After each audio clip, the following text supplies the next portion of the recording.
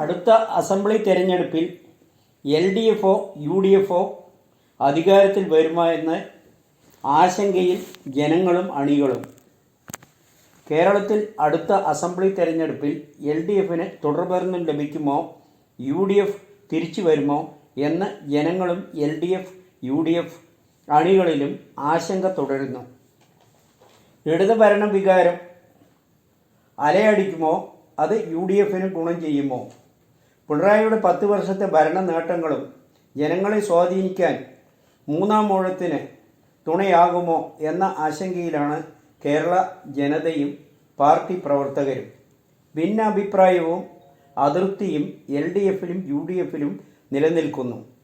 LDFിലെ വലിയൊരു വിഭാഗം പ്രവർത്തകർക്ക് ഇടതുപക്ഷ ഭരണരീതിയിലും നേതാക്കളിലും കടുത്ത അതൃപ്തിയും വെറുപ്പും ഉള്ളത് മറനീക്കി പുറത്തു വരാൻ തുടങ്ങിക്കഴിഞ്ഞു. അതിൻ്റെ പൊട്ടലും ചീറ്റലും പാർട്ടി യോഗങ്ങളിൽ പതിവിന് വിപരീതമായി വാർത്തകൾ ഇടം പിടിക്കാൻ കഴിയുന്നു. ഘടകകക്ഷികളിലും മാധ്യമങ്ങളടക്കം ഈ ഭരണരീതിയെ അംഗീകരിക്കുന്നില്ല. അതിനാലാണ് CPM നേതാക്കൾ മാധ്യമങ്ങൾക്കെതിരെ ആഞ്ഞടിക്കുന്നത് എന്നാണ് ജനങ്ങളും വിശ്വസിക്കുന്നത്.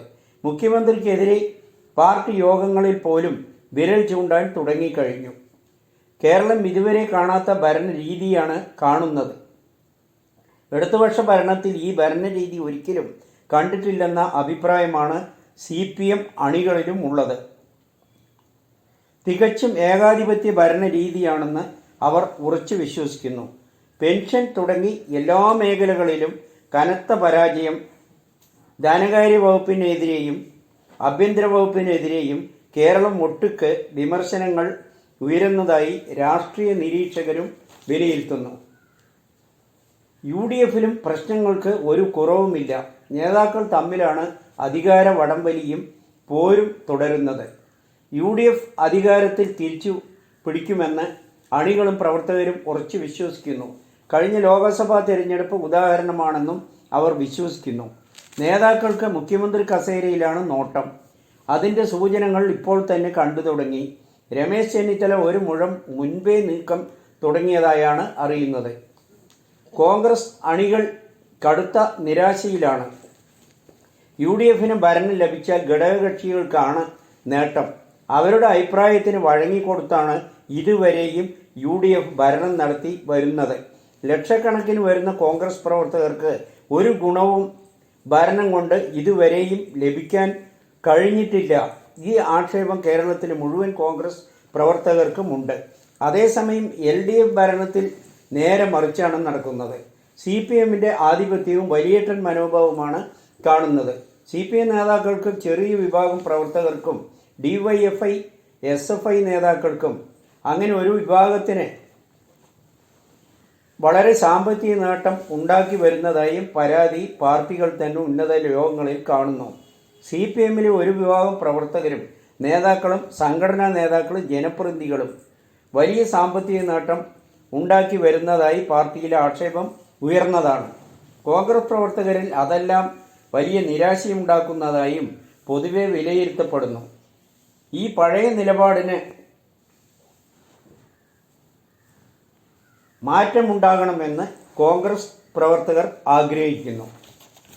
ഇതിൻ്റെ എല്ലാം ഭാഗമായാണ് മുഖ്യമന്ത്രി വേദിയിൽ ഉള്ളപ്പോൾ സർക്കാരിനെതിരെ വിമർശനം ഉയരുന്നത്.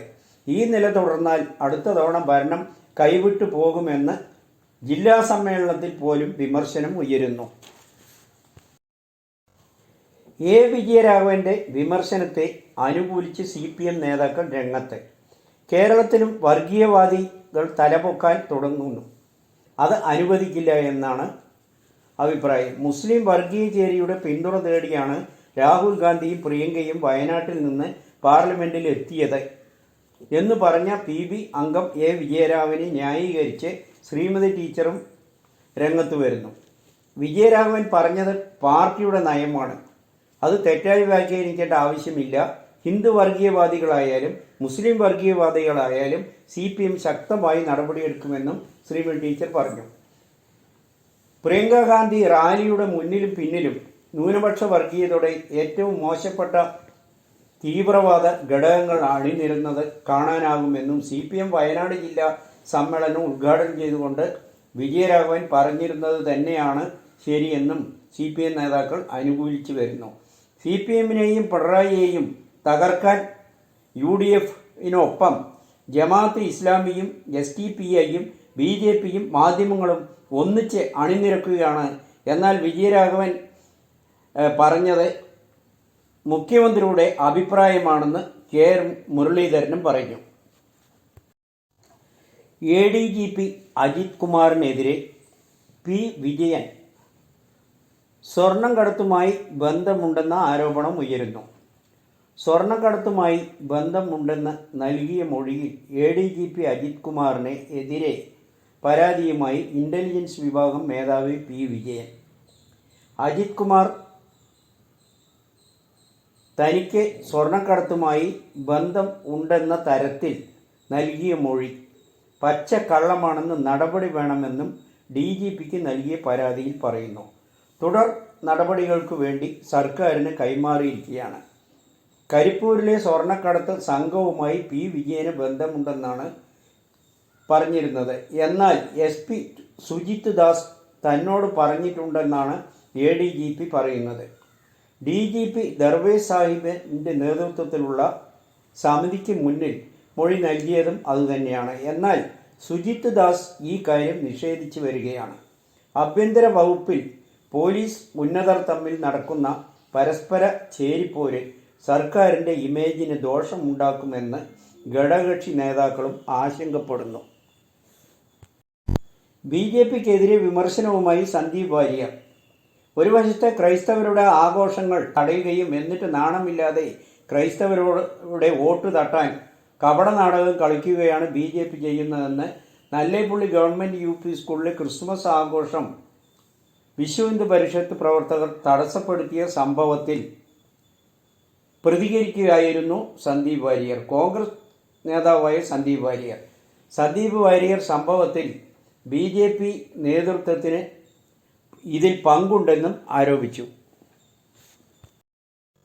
3 ഖലിസ്ഥാൻ ഭീകരവാദികളെ വധിച്ചു. കൊല്ലപ്പെട്ടവർ പോലീസിനെ ആക്രമിച്ച കേസിലെ പ്രതികൾ.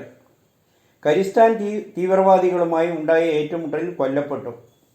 UP പിലിഭത്തിൽ നടന്ന ഏറ്റുമുട്ടലിലാണ് തീവ്രവാദികൾ കൊല്ലപ്പെട്ടത്. UP പഞ്ചാബ് പോലീസ് സംയുക്തമായാണ് ഓപ്പറേഷൻ നടത്തിയത്.